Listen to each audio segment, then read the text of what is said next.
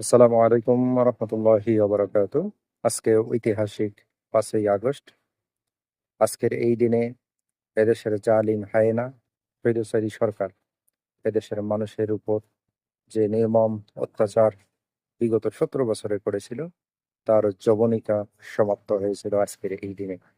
আজকের এই দিনে বৈষম্য বিরোধী ছাত্র আন্দোলনের যে অসহযোগ আন্দোলন ছিল, সেখানে একত্রতা করে এদেশের সাধারণ জেলে, কামার, কুমার, কলেজ, ইউনিভার্সিটি, স্কুল, কলেজ, মাদ্রাসা, এদেশের সূর্য সন্তান ওলামাই কেরামগণ ওতপ্রোতভাবে ঝাঁপিয়ে পড়েছিল সেই স্বৈরাচার পতন আন্দোলনে।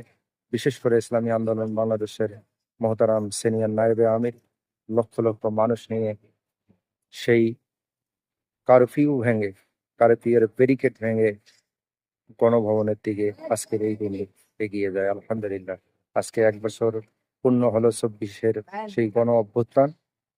সমস্ত শহীদদের রুহের মাগফিরাত কামনা করছি। যারা আহত হয়ে বিভিন্ন হাসপাতালে মানবতার জীবন যাপন করছে, তাদের জন্য দোয়া, আল্লাহ যেন তাদেরকে পরিপূর্ণ সুস্থতার নেয়ামত দান করে। পাশাপাশি আমরা সেই 24-এর ঐতিহাসিক গণ অভ্যুত্থানকে সামনে নিয়ে এদেশ গড়ায় প্রত্যেকেই এগিয়ে যাব, নতুনভাবে কোনো স্বৈরাচারী জন্ম না নেয় সেই প্রত্যাশা করব।